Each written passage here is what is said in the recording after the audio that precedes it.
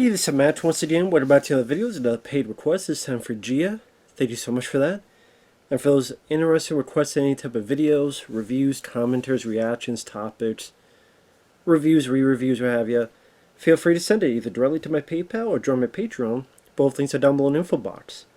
And Gia really likes these comparisons and topics, I guess, because Gia puts, like, compare this to this, compare this to that. But hey, Gia, if you keep sending them, I'll keep doing them, so more than fine.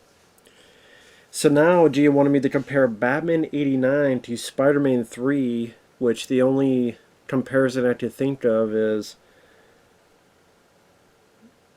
Well, I can't say Danny Elfman, because Danny Elfman didn't really do Spider-Man 3, from what I remember. I think he did, like, 1 and maybe 2.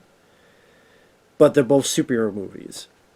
But I mean, easily Batman 89, hands down, any day, twice on Sunday, 3 times on Tuesday, bopping and shaking and grooving along the tubes. For any recognizable reason. Number one, Batman easily has the better score, iconic score by Danny Elfman. The score for Spider-Man 3, I don't remember a damn thing about. I've never been a big fan of Spider-Man scores and Sam Raimi's films anyway. I know a lot of people liked the score to the first film. I thought it was rather weak. I mean, in fact, I preferred Chad Kroger's Hero. Hero will save us. But that's not in Spider-Man 3. Spider-Man 3, can't remember any songs on the soundtrack. Nothing about it. I mean, I'll even take Prince, like some of his songs in Batman over whatever hell songs that I don't remember in Spider-Man 3. Batman 89, because the time it was done, you had to do stuff a lot more practically, or matte paintings, or old school techniques that to me have more of a charm and more of a textual fiber to them than a lot of the even more overblown CGI in Spider-Man 3. Michael Keaton I enjoy much more as an actor than Tobey Maguire. Tobey Maguire I did not mind in the film Brothers, I did not mind him in Pleasantville, maybe one or two others, but usually when I see him, I always make the joke, to be or not to be Maguire. Because he did that a lot of these Spider-Man films, especially the third one. While Batman 89, Michael Keaton, yes, Sally, because of how... Sadly, there's not a lot of in-depth work on Bruce Wayne, which in retrospect, yes, would have been nice to see. Because I think Michael Keaton could have had a lot to play with, because he is a good actor. Just go check out not just One Good Cop, but Clean and Sober to really showcase his acting talents, among many other films. Which I know is ironic, because Michael Keaton would go on to be in the Spider-Man film called Homecoming as the Vulture. Which I would put that above Spider-Man 3, Spider-Man Homecoming. I really would. Batman 89, like Michael Keaton, he just came off as much cooler and much more of a badass and not as annoying. And that was the joke that Michael Keaton had, I forget what late night TV show it was, where someone asked him about Spider-Man. He was watching somewhere on like a TV. I was like a Radio Shack or something, and they were like playing Spider-Man's like he's crying. He's like, Batman wouldn't cry. Pussy. He called Spider-Man. I don't know which film it was, but I would assume it was a Sam Raimi Spider-Man film, because it seems like out of all those are the ones where Spider-Man cries the most. I would assume it was that one, but Michael Keaton was making a joke, but I thought that kind of sums it up perfectly.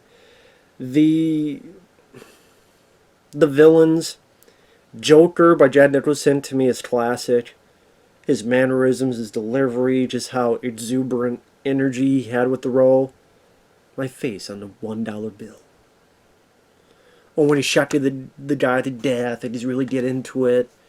Hot town tonight. It just had that, he had the tackle of the Joker right on point. This town needs an enema. Meanwhile, in Spider-Man 3, you had pretty much 3 villains, and that was 3 villains too much.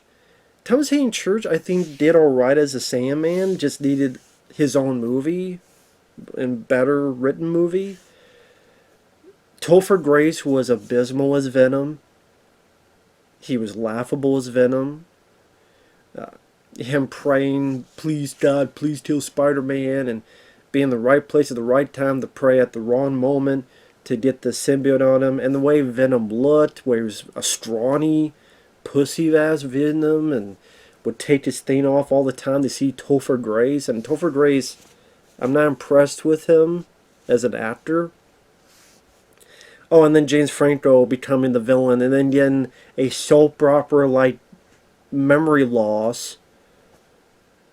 I still remember that bad delivery line James Franco had where the doctor's like, oh, your friends are nice. And he goes, the best. It's just too many villains, too many cooks in the kitchen. People know the story.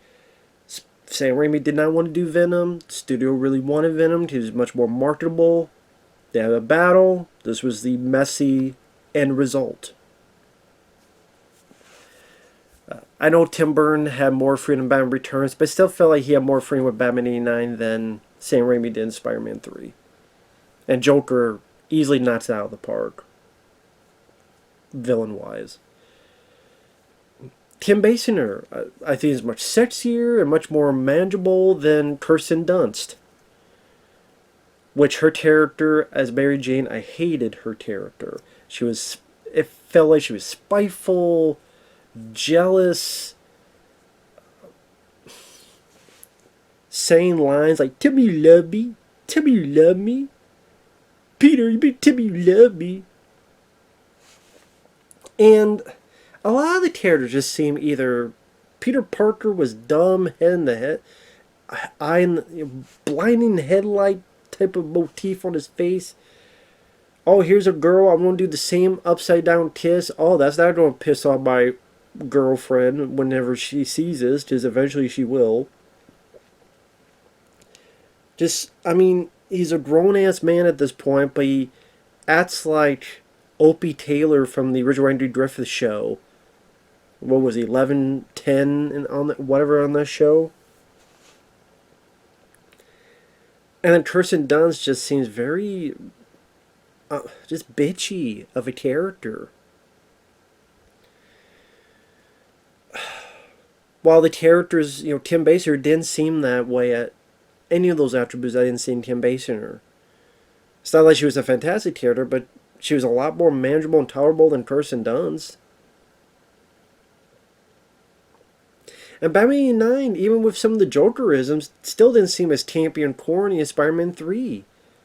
I mean, that whole bit with the butler that came out of nowhere and said, oh, by the way, James Franco, I could have told you this, a movie or two ago that would have saved you a lot of headache and heartache, but now I'm going to say, actually, Spider-Man didn't kill your father, this is what happened. But I'm like, you're fired, butler. You should get fired.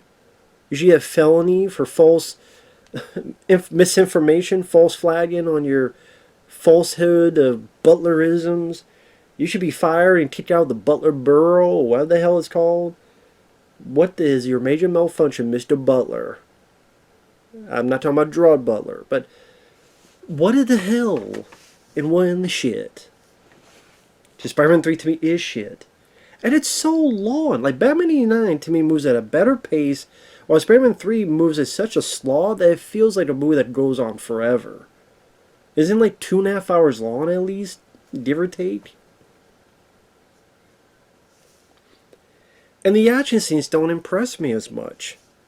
Batman 89's action scenes impress me because a lot more depth to do on set. The real Batmobile, that great design, cool, slick, and when it's firing all the weapons to blow up the factory, and when Batman, I mean, it's not Arkham Asylum video game style, but he's fighting guys and kicking them, and he's really in the scene. Of course, for Spider-Man, a lot of times you have to put CGI enhancements because Spider-Man is a superhero. He has superhuman abilities. That's hard for an actual human. They could be agile, maybe do parkour and stuff, but to get the true abilities of Spider-Man would be very, very tough to pull from a real-life person. So Dan, you looked at the lead. I like Michael Keaton more than Tobey Maguire. You looked at the action scenes. Yes, Batman '89 is not huge, heavily choreographed spectacle with intricate fight scenes that look like they were choreographed months before. And sometimes to a good effect, sometimes to a bad effect, but that is the case for a lot of the, especially of today. Much more simplistic, but they did the job well.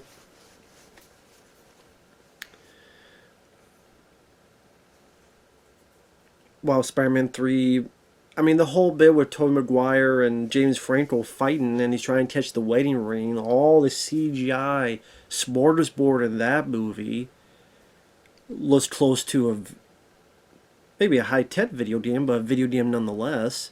And there are times I can watch and enjoy that type of stuff, but I'm less interested in that compared to the real thing. Again, villain-wise, easily put Jack Nicholson over Topher Grace. Terrible, awful Venom. At Batman, I can get into a bit of the darkness and the iconic moments. I'm Batman. Who are you?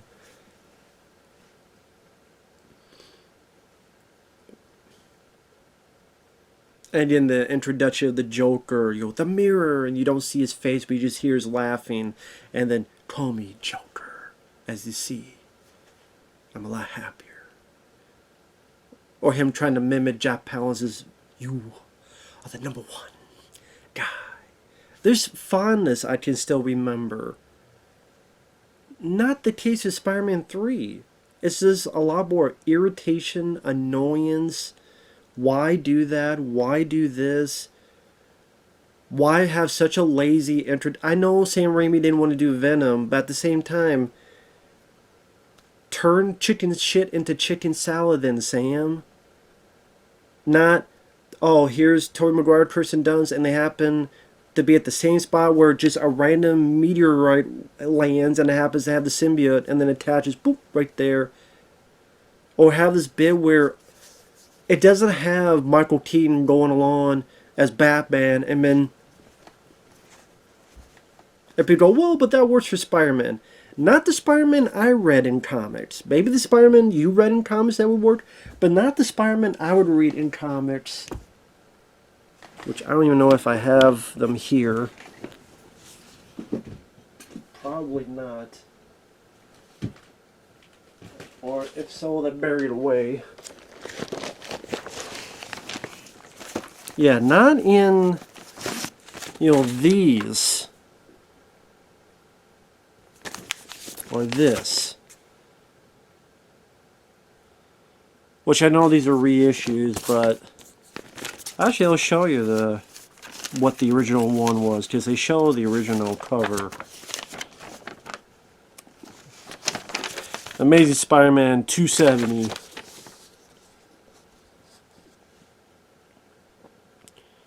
Like, this is a Spider-Man I think of. No, he's not the Punisher. Don't want him to be that way. But the ability to do stuff like this. More like John McClane of superheroes. That's the way I would put it. I mean, John McClane does kill, but that John McClane style mixed in with other stuff. That's who I view Spider-Man as. Not... Again, I keep saying, Ron Howard, Opie Taylor, in the Andy Griffith Show. That's how he comes off as. And I don't find that appealing. Not in the slightest. That's just me, though. So I talked about the villains, the music. Are there flaws you could put on Batman '89? Sure. When you go back and watch the film, it's not a whole lot of action in it. There may be some people that find Batman '89 boring because there's not a ton of action in the film. Or they don't like that Batman doesn't get as intricate fight scenes as he would later on in certain movies, or video games, I should say. Maybe you don't like the Prince soundtrack, or you think that's a bit dated, or... There's still, for the reasons I mentioned, a lot more positive attributes I did to Batman '89. I still think it's a damn good superhero comic book movie. I'll say comic book movie. And also the effect it did for the genre for movies, where people didn't really take those type of films seriously. You had Superman the movie, where you could believe a man could fly, but still it was kind of this, oh, it's just for kids, or just for that. Even though Superman the movie had some nice heartfelt, serious moments, like the death of Pa Kent, and the aftermath, and the funeral, and the sweeping shots around the field with rest in peace Richard Donner. But this definitely showed people, wow, you can take Batman seriously. Again, it doesn't have to be the Adam West Batman. And that definitely followed through, where a lot of people try to piggyback on it. So you got Dick Tracy, the Rocketeer, the Shadow. I guarantee one of the reasons The Crow got made was because of success of films like Batman 89. And then that would lead into, of course, Blade and X-Men and so on and so forth. What did Spider-Man 3 accomplish? Spider-Man 3 killed that franchise, because there was also Spider-Man 4. But instead, some people said, nope. And Sam Raimi seemed like he wanted to do... In fact, there was an interview with Tobey Maguire saying, hey, yep, getting ready for Spider-Man 4. And then they're like, Sony, I'm guessing it was Sony, said, nah. You know, reception Spider-Man 3, the fan backlash, you know, maybe this dried up. We're going to go with... Maybe the studio was still pissed at the fights they had with Sam Raimi as well. We're going to reboot it, and you got the Amazing Spider-Man. I know there's all these talks about, well, maybe Sam Raimi and Tobey Maguire will do Spider-Man 4. I don't really care to see one. I mean, weirder things have happened. But that was the legacy of Spider-Man 3. Quite the opposite, and much more negative than fucking... But I know there are people who love Spider-Man 3. I don't get it. That's not a knock against someone. I'm just sincerely saying I don't get it. For the reason I mentioned, you know, whenever I talk about Spider-Man 3. You know, the look and the way Venom acts, and he doesn't act like Venom at all. Doesn't seem like Venom. Seems like a scrawny Venom. Seems like one of the subpar symbiotes. And again, the memory loss that comes out of it as the world turns, or guiding spider bite, or whatever the fuck. And the butler just... It also is a detriment when they try to put too many villains in one film. So then, well, that doesn't get built up properly, or that doesn't get built up properly. If you do two,